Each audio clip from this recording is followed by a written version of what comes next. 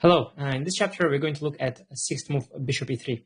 The position rises after moves e4, c5, knight f3, d6, d4, takes, knight f6, knight c3, a6, the knight of, and here sixth move bishop e3.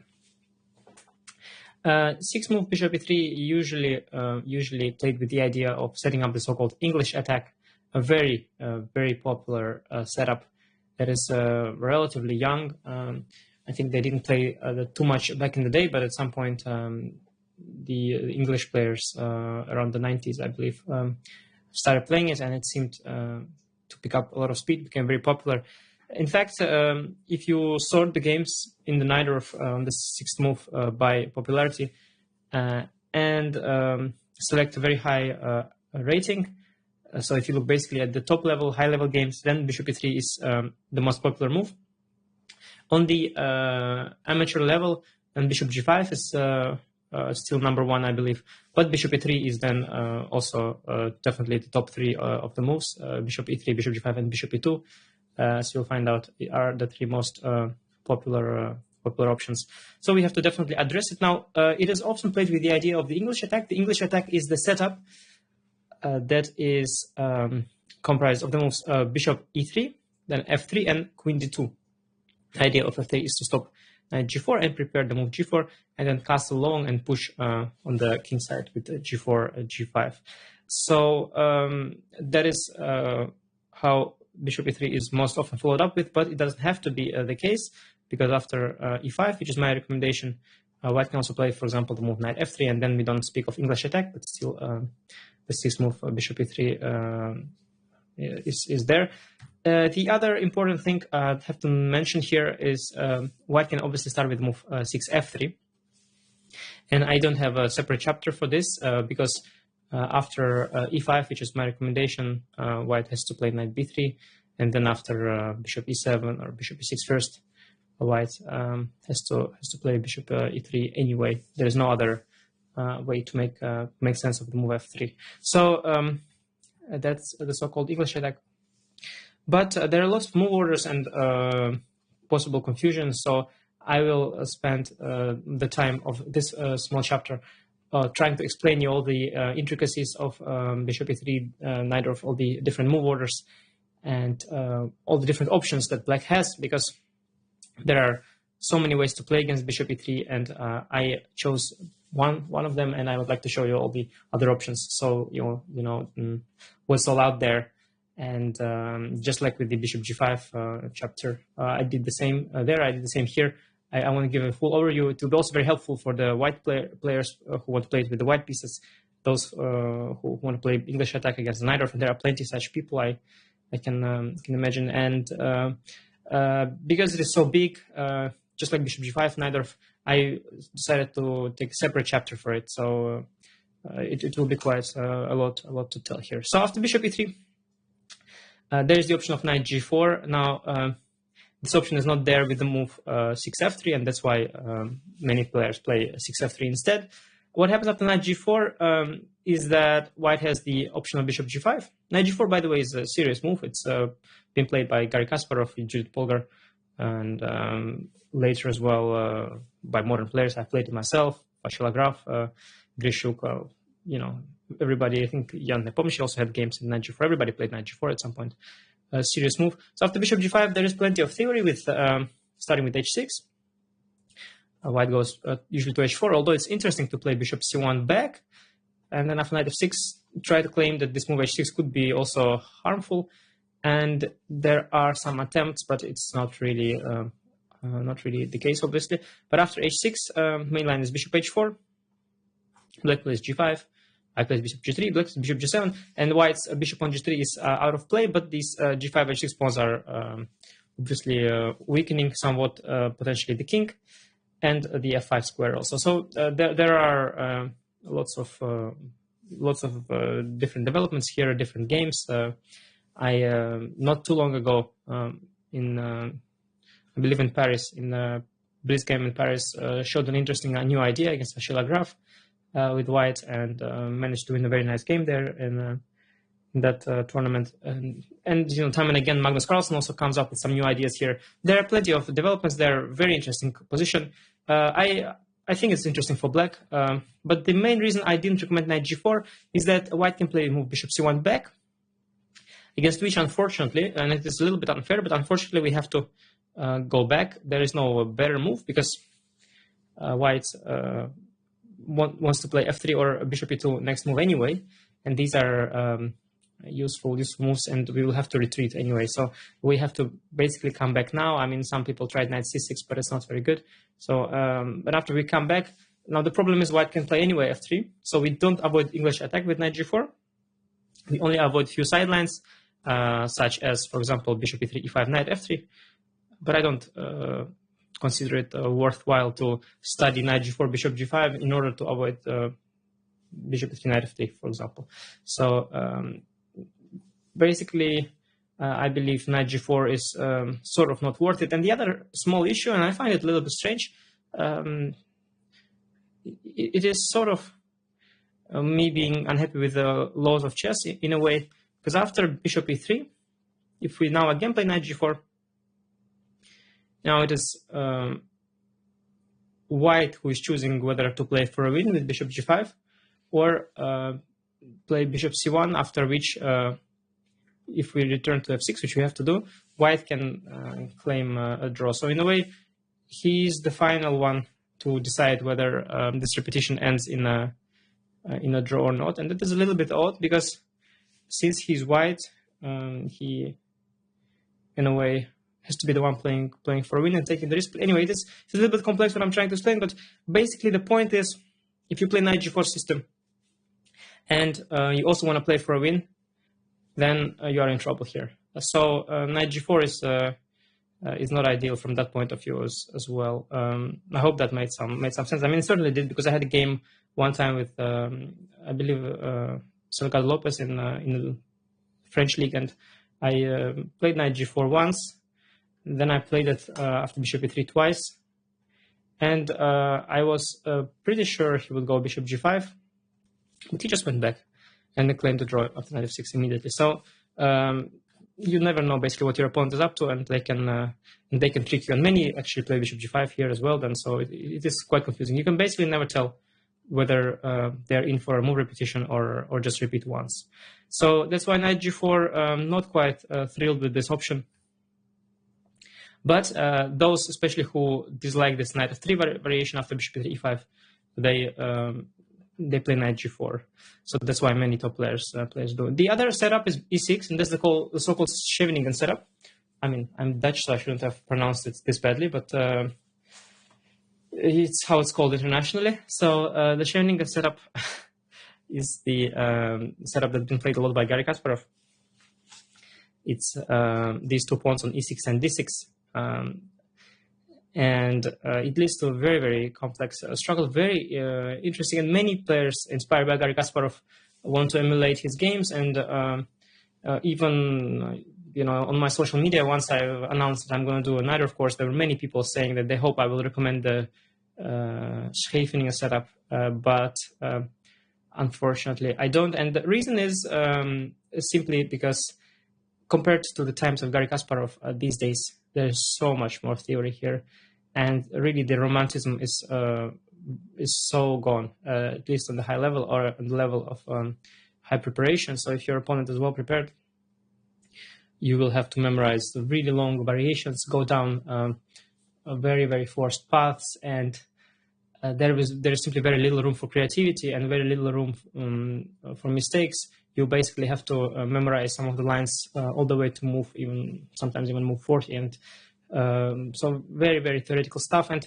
white has also plenty of options in this particular move order. Besides f3, which is the main English attack, there is the g4 move, which also leads to some very complicated forced lines after, for example, g4, e5, knight f5, g6. There is some piece sacrifice with g5 as well.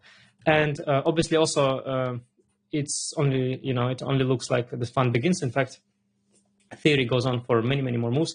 Also, there are options where white plays bishop e2 and then queen d2 and long castle, also a dangerous plan without the move f3. So plenty of theory after e6 possible, definitely, to make it work, and I considered doing that. And in general, there is this constant choice that black has in the knight of against many systems, against bishop e3, whether to go for e6 or e5, against bishop e2, also whether to go for e6 or e5, and also against moves like h3. Once again, you can choose e6 or e5. Also, the move like a4, you can again choose e6 or e5. Against f3, obviously, the same choice. And against g3, by the way, the same choice, also e6 or e5. So essentially, I believe it is a matter of philosophy and choice. At some point, Garry Kasparov was playing e6 against every move, even against the move f4, against which e5 running ahead is like by far more simple and accurate than e6. But Garry Kasparov was playing e6 against every single move at some point in his career. He was really good in these structures, and they were far less explored at the time. Whereas, for example, Bobby Fischer usually played the e5 structures, and he played them well. In this series in general, at least at the launch of my series, so the initial stage of the series, I am recommending e5 against all of these moves. So in all the positions where it's possible to play e5, I recommend e5, and I believe there is definitely a lot of points to that. So you study all of these e5 positions, you study the structure, in fact, and we are actually happy to take our opponent to these structures because we will build a lot of knowledge, a lot of experience and understanding of these structures. And in fact, we will be very happy facing our opponents in all these positions. And so the knight of, as it is for me currently, and as it is for the people who study my course, it will be mostly these e5 structures. And again, the reason mostly is that I believe it is much more about understanding, much more about creativity, and much less about memorization of long forced variations, and where there's just a lot of these computer ideas that are quite hard to understand. And also, as a rule, after e5, the king is a lot safer. And I do value the king safety, and I don't think that if you play the knight off, you have to compromise on your king safety. So enough talk. Basically, I'm recommending e5. That's a short summary. So you could have skipped all of that and just, skip right to this moment. And yes, e5. After bishop e3, e5. There is knight f3, as I said, separate chapter, very positional line. There are many variations when the knight comes to f3 that are, again, all very similar structure. So bishop e3, e5, knight f3, bishop e2, e5, knight f3, a4, e5, knight f3. And they are all similar in some way.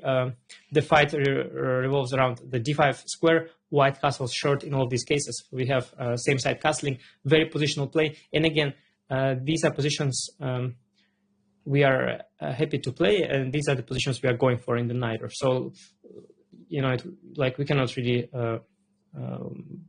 start avoid. I mean, we could start avoiding them by not playing e5, but essentially, I'm actually looking forward to these positions. And personally, also, I might be biased somewhat because I have very good results with these structures. At least that's how I feel, and I remember many games where it went my way. So I think studying these structures is definitely worth it. So that's for bishop e5, knight f3. But the main move is knight b3. I do mention, I think, knight d2 in one of the subsequent chapters, but it's not a major move at all. And knight f5 also is not really working because of d5 pushes here.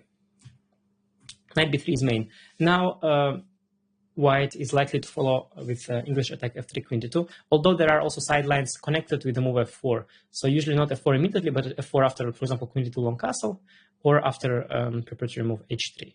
Here, black has two main ways of developing, either starting with bishop e7, which is what I will be recommending, or starting with bishop e6. Now, against the English attack setups with f3, bishop e6 is more flexible because the bishop always goes to e6.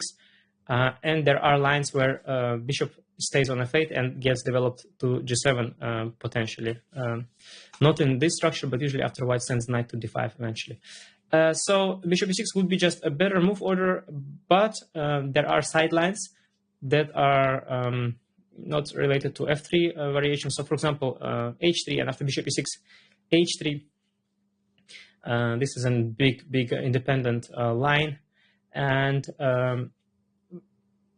the same after bishop e7. There is also h3, and basically I'm choosing to go with these variations where the bishop is on e7. So because of h3 mostly, and also because of queen d2 without f3, I recommend starting with bishop e7 first. But let's look at different options against the English attack setup with f3. In a way, you could it would probably be more logical to look at it from f3, e5, knight b3, bishop e6, bishop e3 position. Essentially,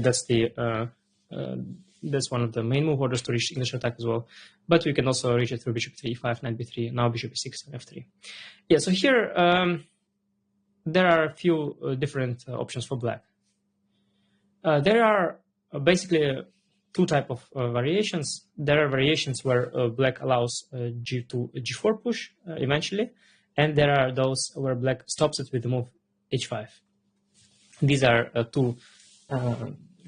basically two families of systems.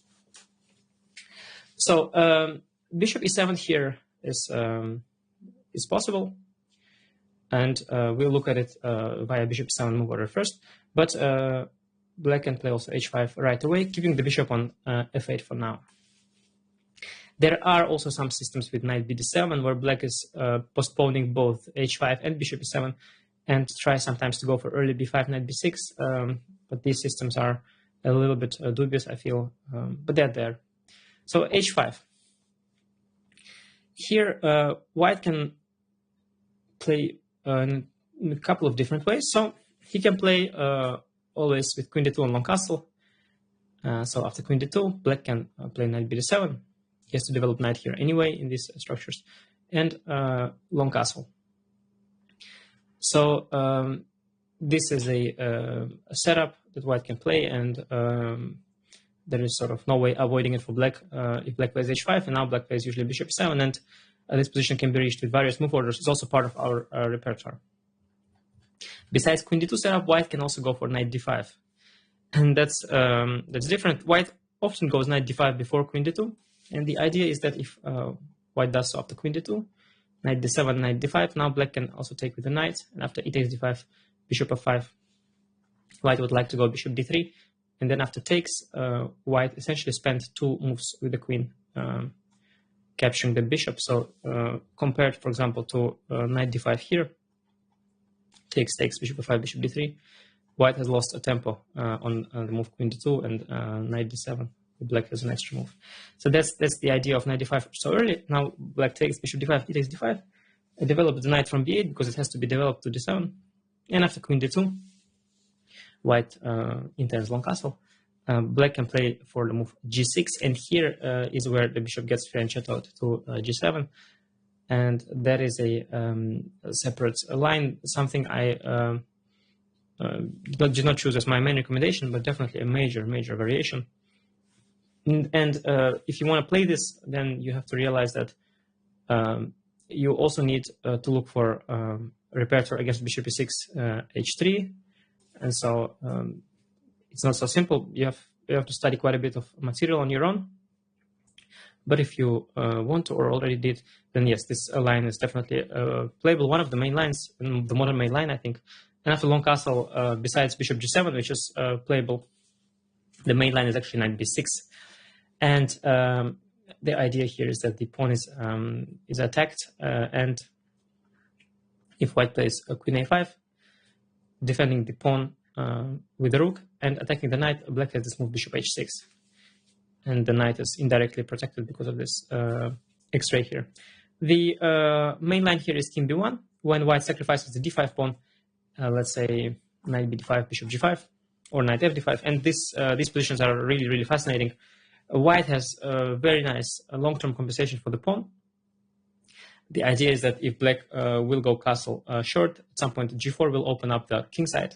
If black goes castle long, then at some point c4 will open up the queen side. So black has some issues with the king safety, and this line is, while it is definitely correct, playable, and there are like tons of high-level games and correspondence games, I chose not to recommend it. That is for h5 with the bishop on f8. There is also h5 with the bishop on e7. That's what I will be recommending. And there are also lines without h5. So let's look at that briefly. We can start with bishop e6 or bishop e7. The same, f3, the other bishop. Let's say bishop e7, f3, bishop e6 is the move order here. And queen d2. In this order, g4 is bad because of d5. Very important. For example, after bishop e6, f3, knight b7, there is the move g4, and there is no d5 punishment here. So this is a separate little subline. But here, after bishop 7, f3, bishop e6, g4, there is d5. So enough after queen d2 here. The move I would like to recommend is h5. This is a relatively rare system. It's become fashionable recently, but it's not been as much analyzed and studied as the one with the bishop on f8. And the idea here is that after knight d5, I will recommend knight takes, pawn takes, bishop f5. And now again, we have this motif that bishop d3, we take, and the queen takes from d2. So we got this extra move, bishop e7. And if white goes long castle, then knight b7, we and land in that same position that we've looked at through h5, bishop 6, knight b7 move order without bishop e7.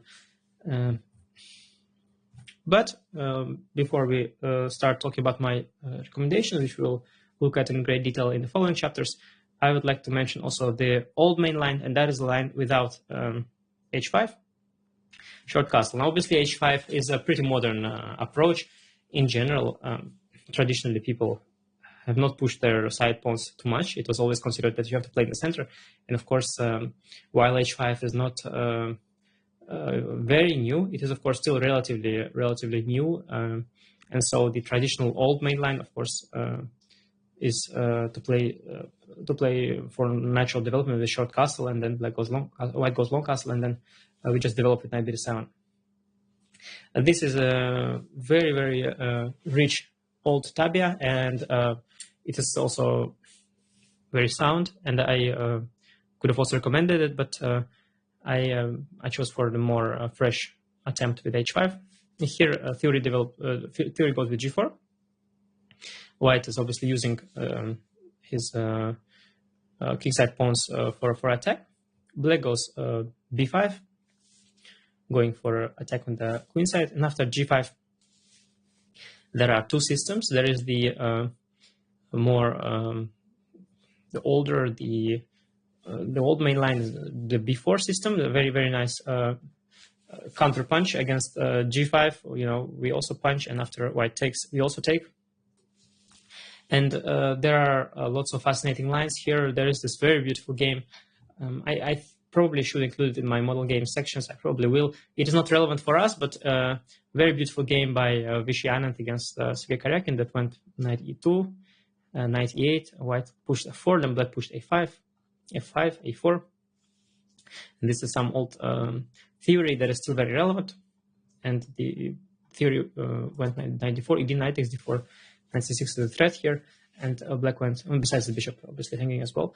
Black goes b3, white goes king b1, white ba with queen. bc, knight c2, some very old beautiful theory, bishop b3, giving out the bishop for this strong pawn, and delete knight a3, and so on. Very beautiful game played by Vishy Anand here against Sergei Karyakin, and it inspired me also to study this as a youngster. But as theory has advanced, white discovered a lot of different sidelines. For example, instead of knight b4, f takes e6 is a big line where black has to know really deep into the endgame. Also, after b4, I myself played g takes f6, bc3, queen c3, knight f6, and knight a5. And we get this strange position where white has queenside majority, black has kingside majority, and both sides have these open files against the king, but the kings are both pretty safe.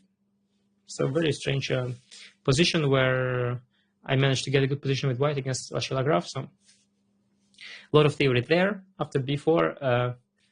And I didn't find it all too practical to recommend because the variations are also studied so deeply, and you know the process of studying it and then showing it and then memorizing it for you would not be too creative, so I decided not to do that.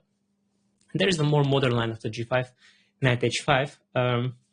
more modern, I mean, it is more popular lately at the highest level, and it leads to also very, very interesting positions. And I could have recommended this system as well. It was played by Magnus Carlsen, by myself also. I played it against Peter Leko. I think that game brought it into fashion because